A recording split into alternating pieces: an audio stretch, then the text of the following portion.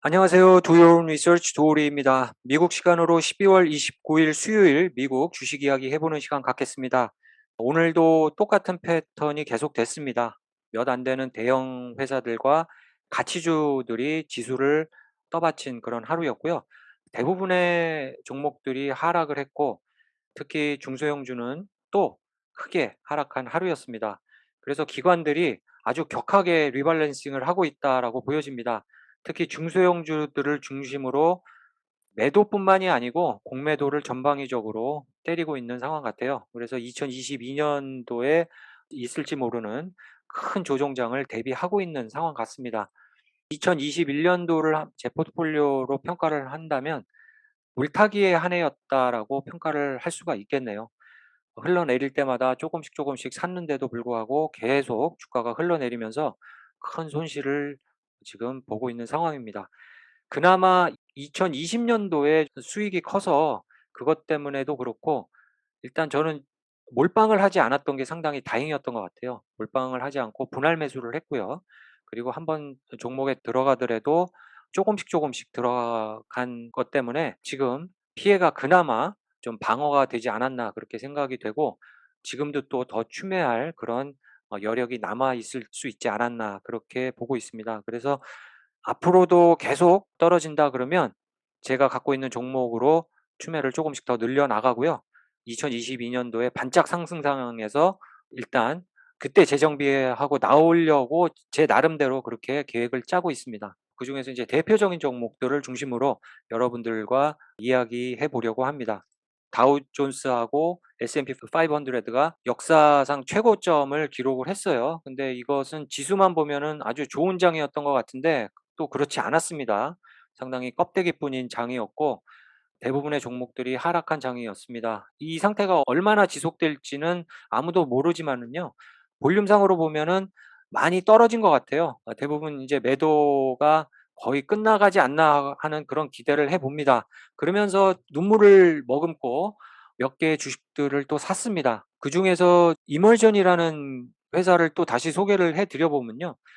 이 회사는 이제 동전주이긴 하지만 PE 레이시오가 상당히 좋아요. 9.47 상당히 낮죠. 그래서 이 회사가 제가 생각할 때는 반등을 할 수 있는 반등기가 시간 문제다라고 보여지고 있습니다. 10년의 그래프를 보더라도 쭉 올라가는 게 아니고 계속 거의 박스권에 갇혀서 폴에서 오블 사이를 왔다 갔다 하고 있는데요. 거의 이제 바닥권에 왔다고 보고 있습니다. 그리고 이 회사의 기술이 이제 메타버스에 연관되는 기술이어서 앞으로 이제 메타버스가 발전을 하고 시장이 상당히 크리라고 보고 있는데 거기에서 좀 중요한 위치를 차지할 수 있는 회사. 그래서 이 10년이나 넘는 이런 박스권에서 탈출할 수 있는 해가 2022년이 되지 않을까 그렇게 기대를 해보면서 평단을 계속 낮추고 있습니다. 하지만 이 회사도 한번 팍 튀는 그 시점에서 제가 비싸게 포지션한 이머전 주식들을 팔면서 중소형주들을 좀 리밸런싱하는 계기로 삼으려고 지금 준비를 하면서 이머전을 조금씩 또 추매를 하고 있습니다. 또 이 파이낸셜도 나쁘지 않아요. 이 회사는 플러스 실적을 내고 있는 회사고요. 플러스 수익을 내고 있는 회사입니다. 뭐 아직 실적은 그렇게 높지 않습니다. 2018년도에 111 밀리언 달러 실적 이후에 크게 실적이 떨어졌는데요. 보시면은 수익률이 상당히 좋아요. 36 밀리언 달러 판매에서 31 밀리언 달러의 수익을 내고 있는 회사입니다. 이 회사는 뭐를 만들거나 이런 회사가 아니고요. 예, 햅틱 그러니까 버추얼 리얼리티를 하면서 몸에 그 센서들을 해서 느낌이 오게 하는 그런 기술을 갖고 있고 그 기술을 파는 회사입니다. 그리고 어떤 다른 회사들이 자기네들의 보유한 기술을 쓰면 소송을 걸고 소송에 승소해서 또 수익을 내는 그런 회사인데요. 그런 관계로 마진율이 상당히 높고요. 그다음에 현금 보유율이 상당히 높습니다. 111 밀리언 달러의 이런 그 매출에 다시 인제 다가가는 해가 아닐까. 앞으로 메타버스 시장이 계속 커진다고 하니까요. 올해를 시점으로 해서 다시 반등을 하면서 매출과 수익률이 크게 증가하지 않을까 기대를 해 보고 있습니다. 여기 보시면은 오퍼레이팅 인컴도 마이너스에서 작년에 이제 플러스로 돌아섰고 올해는 큰 폭으로 뛰고 있는 상황이어서 2022년도에 있을 2021년도 4분기 실적 발표가 상당히 기대가 되는 그런 회사가 이머전이겠습니다. 그래서 저는 그 실적 발표 전후에서 충분히 이 회사도 크게 뛸 수 있는 그런 포텐셜이 있을 것 같아서요. 지금 계속 평단을 낮추고 있습니다. 12불에 100주를 훅 들어간 이후에 한 16불까지 뛰었었어요. 바로 뛰었다가 바로 그다음에 이제 꼬꾸라져서 1년 내내 이 가격까지 왔는데요.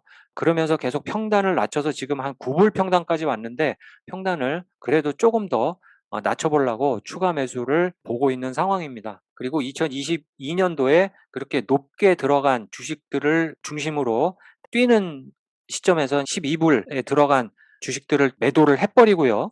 그리고 또 좀 기회를 보다가 조금씩 다시 들어가는 그런 전략으로 삼으려고 계획을 하고 있는데요. 모르죠. 이 2022년에 또 이런 중소형주가 계속 미끌어 내려갈지는 아무도 모릅니다. 그렇지만 저는 기대를 좀 걸고 있는 상황입니다. 그리고 팔렌티어입니다. 팔렌티어도 제가 운 좋게 좀 일찍 들어가서 아직 마이너스는 나고 있지 않는데요. 수익률이 상당히 꺾였고요. 또 제가 뭐 27불이었을 때도 들어가고 뭐 20불이었을 때 아주 높은 가격일 때도 좀 분할 매수를 한 상태여서 더 떨어지는 국면에서 이거는 그렇게 어그레시브하게 하지 않을 거예요. 많이 떨어지면 그때 조금씩 또 들어가서 추매를 할 계획입니다. 그리고 블럭, 스퀘어죠.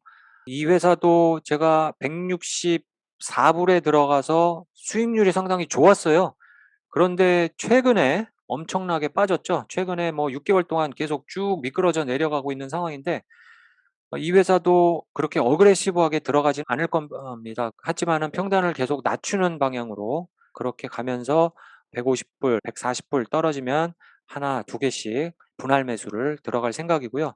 만약에 이 회사가 또 크게 또 한번 폭등을 한다면 비싸게 샀을 때 그런 주식 파실 때도 여러 가지 방법으로 파실 수가 있어요. 한 종목을 파시더라도 옛날에 산 거를 먼저 파실 수도 있고요. 비싸게 산 거를 또 먼저 골라서 파실 수도 있기 때문에 제가 좀 비싸게 팔았던 것을 좀 이렇게 처분하는 그리고 또 떨어지는 국면에서 다시 재진입하는 그런 전략적인 방법으로 장기 투자를 하더라도 그렇게 앞으로 들어가려고 생각을 하고 있습니다. 그리고 인비디아는 제가 좀 욕심을 부려서 너무 고점에 들어간 관계로 너무 늦게 들어갔어요. 제가 인비디아 매수 시기를 놓쳐서 너무 늦게 그나마 좀 조금 들어갔는데 너무 비싸게 들어가서 지금 손실이 나고 있는 상황인데요. 이 회사도 떨어지는 국면에서 신중하게 하나씩, 두 개씩 추매를 할 생각이고요.